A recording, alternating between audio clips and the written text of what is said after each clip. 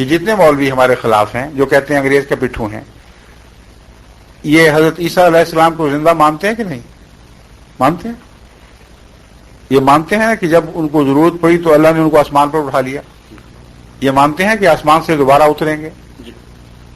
قرآن کریم فرماتا ہے کہ جب یہ تجھ سے سوال کرتے ہیں کہ تو آسمان پر جا کے دکھا اور پھر اتر کے دکھا، تو ان کو کیا جواب دے؟ قل سبحان ربی هل کنت الا بشر رسولا، تو ان کو یہ جواب دے کہ میرا رب اس قسم کی لغو باتوں سے پاک ہے، میں تو صرف ایک بشر ہوں اور ایک رسول ہوں۔ یعنی بشر نہ آسمان پہ جا سکتا ہے، رسول نہ آسمان پر جا سکتا ہے، جس طرح یہ کہتے ہیں بدن سمیت نہ آسمان سے اتر سکتا ہے۔ اگر حضرت عیسیٰ علیہ السلام آسمان پہ چڑھے ہوتے تو کیا یہ جواب درست تھا؟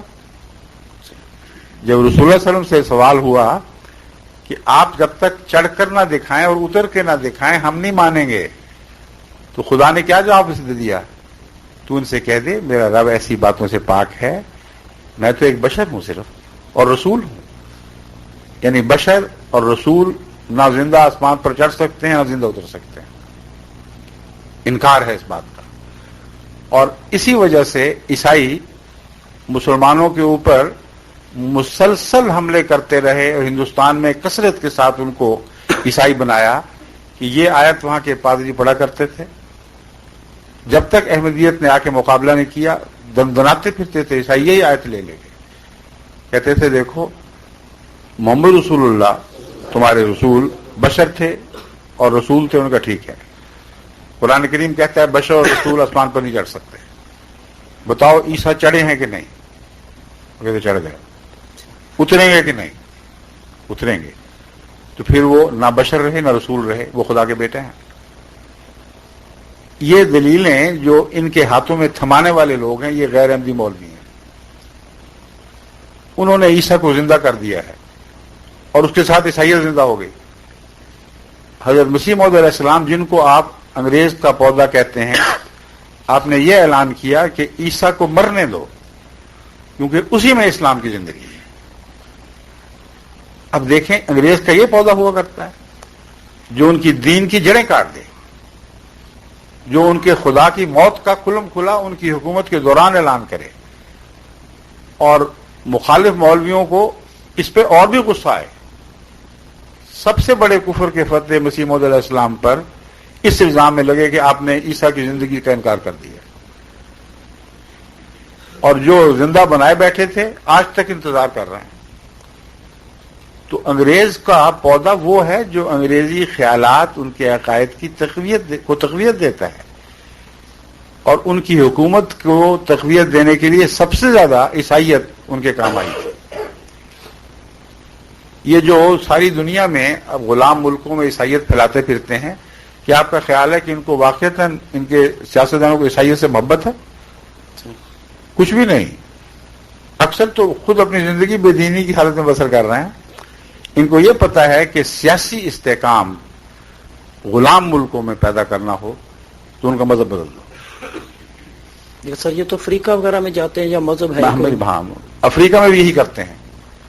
افریقہ میں بھی کثرت کے ساتھ عیسائی بنائے ہیں، جہاں عیسائی بن گئے وہاں ان کی حکومتیں مستحکم ہو گئی، جہاں نہیں بنا سکے وہاں مستحکم نہیں ہوئی۔ اب افریقہ کی بات چھیڑی ہے تو وہاں ان کا مقابلہ کس جماعت نے کیا؟ سوائے جماعت احمدیہ کے کسی جماعت نے ان کا مقابلہ نہیں کیا۔ ان کے اپنے چرچ کی کونسلز نے یہ اقرار کیا، چھپے ہوئے ان کے سارے اقرار نامے موجود ہیں کتابوں کی شکل میں اور رسالوں کی صورت میں۔ وہ کہتے ہیں کہ ہمارا یہ پروگرام تھا کہ 50 سال کے اندر اندر افریقہ کے ایک کنارے سے دوسرے کنارے تک مشنریوں کی ایک ایسی زنجیر کھینچ دیں کہ سارے افریقہ کو عیسائیت کے دامن میں لے آئیں۔ لیکن ایک جماعت احمدیہ مسلم جماعت یہ اٹھی اور چند مبلغ لے کر انہوں نے وہ کام کیا کہ ہر جگہ عیسائیت کو شکست ہونی شروع ہوئی۔ اس زمانے کا ان کا اقرار یہ تھا کہ اب تو یہ حال ہے کہ ایک عیسائی ہوتا ہے تو 10 مسلمان ہوتے ہیں جو احمدیہ جماعت کر رہی ہے۔ لیکن یہ تو پرانی باتیں ہیں. صحیح. اب تو افریقہ میں ایک ایک سال میں ایک ایک ملک میں کئی کئی لاکھ احمدی ہو رہے ہیں، اور وہ سارے خدا کے فضل سے عیسائیت کے جنگل سے نکل کر احمدیت کی گود میں آ رہے ہیں، یعنی اسلام میں. تو یہ انگریز نے ایک حرکت کی تھی، اپنے دین کو برباد کروایا، اپنی سیاست کو برباد کروایا. اتنی محنت سے جو ملک کمائے، خود ان ملکوں کو اپنے دین سے بھی اور اپنے سیاست سے بھی منحرف کرنے کے لیے ایجنٹ بنا دیے. عقل کی بات کرنی چاہیے، صحیح. یہ ہو ہی نہیں سکتا. حضرت مسیح موعود علیہ الصلوۃ والسلام نے جو کچھ کیا، اگر معمولی عقل کے ساتھ اس کا تجزیہ کریں تو آپ حیران رہ جائیں گے کہ اسلام کے حق میں کتنا عظیم ایک پہلوان تھا جس سے قوم نے بدسلوکی کی ہے.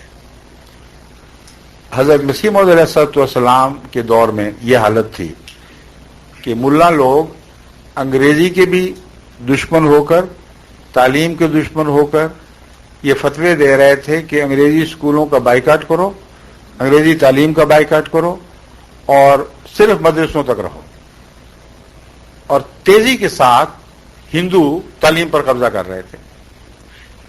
مودودی صاحب جو بعد میں آئے ہیں، ان کے وقت تک یہ حال تھا مولوی کی جہالت کا کہ انہوں نے وکیل ہونے کے خلاف فتویٰ دیا اور کہا کہ وکالت ایک سراسر زہر ہے اور اسلام اور وکالت اکٹھے نہیں رہ سکتے. یہاں تک فرمایا کہ شرک ہی شرک ہے. اور یہی وہ طریق تھا جس طریق پر ان علماء نے مسلمانوں کو برباد کر دیا، ان کو تعلیم سے محروم رکھا، ان کو ترقی سے محروم رکھا، اور ہندوؤں نے ان ساری جگہوں پر قبضہ کر لیا. یہ ان کی ہمدردی ہے.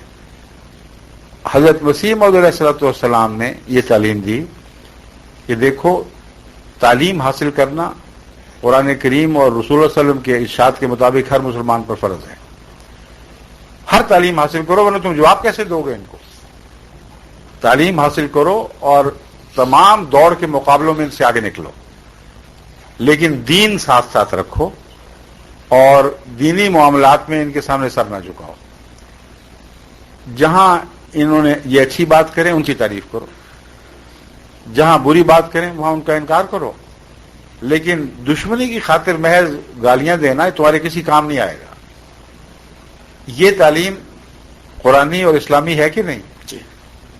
تو آپ حضرت مسیح علیہ الصلوۃ والسلام کی تعلیم کو دیکھیں اور اسٹریٹجی کو دیکھیں، پھر آپ کو سمجھ آئے گی کہ کتنا عظیم خدا تعالیٰ کی طرف سے اسلام کے دفاع کا ایک پہلوان اٹھا تھا جس کی قدر نہیں کی گئی.